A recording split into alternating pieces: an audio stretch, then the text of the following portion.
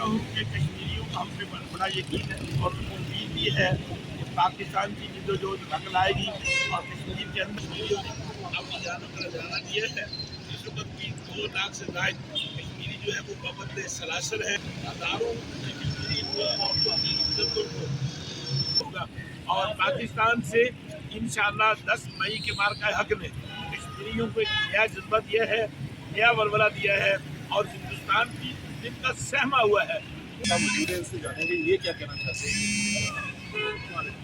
کشمیری کے حوالے سے آپ کے جذبات یہ رکھتے ہیں کہ وہ انسان ہے، پہلے نمبر پہ انسان ہے، پھر وہ ہمارے بہن بھائی ہیں۔ تو انڈیا ویسی میں پاگل ہے، کبھی کسی پہ ظلم کرتا ہے، کبھی کسی پہ۔ ابھی کشمیر کو جیل سے اس نے دبا کے رکھا ہوا ہے۔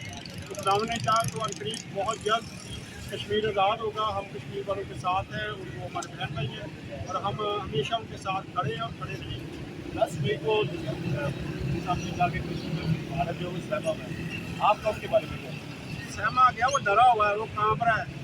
ہم اس وقت گئے اور ان کو بتایا کہ پاکستانی قوم ڈری نہیں ہے، بلکہ ہم نے دعائیں کی ہے کہ تو میرے ساتھ پاکستان کی بڑی معروف کمیونٹی شخصیت ہے بس آصف اسحاق کھوکھر صاحب، اور میں ان سے یہ راج کشمیری کو یہ پیغام دینا چاہوں گا کہ 78 سال سے ہم آپ کی آزادی کی جنگ لڑ رہے ہیں۔ پاکستانیاں ان کے ساتھ ہیں اور جب تک جائیں ہم لڑتے رہیں گے اور ان کو آزاد کروائیں گے۔